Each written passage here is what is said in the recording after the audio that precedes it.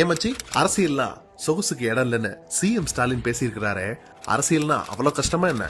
சரி, சிஎம் ஓட ட்விட்டர் பாக்குறியே, ஒவ்வொரு நாளும் எவ்ளோ ப்ரோக்ராம்ஸ்ல கலந்துக்கிறாருன்னு பாத்தியா? சிலர்லாம் ஒரு நாள் டிராவல் பண்ணாலே 3 நாள் லீவ் எடுப்பாங்க. அவரு என்னடான்னா காலையில சவுத்ல ஒரு கிராமத்துல இருந்தா சாயங்காலம் நார்த்ல ஒரு கிராமத்துல இருக்காரு.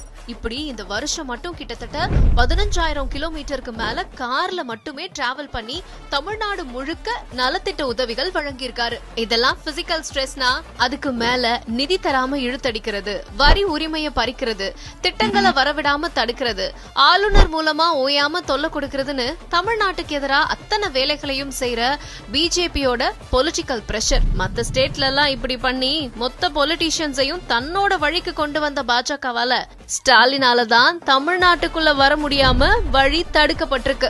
இப்ப சொல்லு, ஸ்டாலின் பாலிடிக்ஸ் எவ்ளோ டஃப்னு.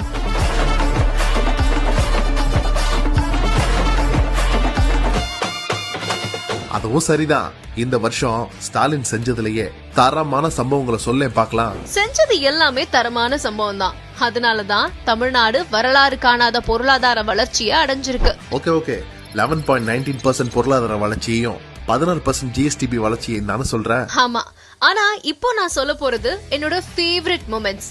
இந்திய துணைக்கண்டத்தோட வரலாற்ற தமிழ் நிலத்துல இருந்து தான் தொடங்கணும்னு சொன்னதோட இல்லாம சயின்டிபிக்கா அதை நிரூபிச்சு இரும்பின் தொன்மையை வெளியிட்டு ஒரு பேங்கரா தான் இந்த 2025வே தொடங்கினாரு. ஆமா மச்சி, அதே மாதிரி அரிட்டாப்பட்டி மேட்டர்ல பிஜேபிய பின்வாங்கி ஓட வச்சதெல்லாம் வேற லெவல். என்ன தாண்டி என் ஊரை தொற்றா பாக்கலாம் மொமெண்ட் அது. இது கூட பரவாயில்ல, உள்ளூர் சங்கிங்க தான் ஊழையிட்டு டயர்ட் ஆயிட்டாங்கன்னா இன்னொரு சம்பவம் தான் ஒட்டுமொத்த சங்கி எக்கோசிஸ்டத்தையே கதற வச்சிருச்சு. எந்த மேட்டரா?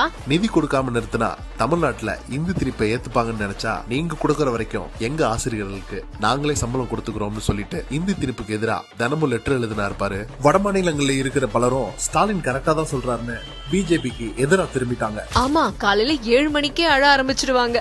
யார்கிட்ட? அண்ணாவோட தம்பி கலைஞரோட பையன்கிட்டேவா? ஆமா, டீலிமிட்டேஷனுக்கு ஆல் இந்தியா லீடர்ஸ கூப்பிட்டு மீட்டிங் போட்டது செம்ம மாஸ் மொமெண்ட்ல. கரெக்ட். தமிழ்நாடு போராடும், தமிழ்நாடு வெல்லும்னு சும்மாவ சொன்னாரு.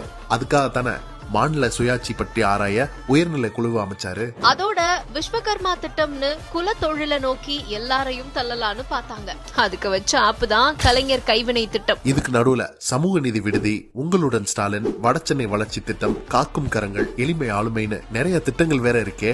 Valluvar Kottam, T Nagar J Anbazhagan flyover, Kovai GD Naidu flyover, Tholkappiya Poonga, Kovai Semmozhi Poonga, Trichy bus stand, model school, Madurai Velunachiyar மேம்பாலம், பொருணை மியூசியம்னு சொல்லிக்கிட்டே போகலாம்.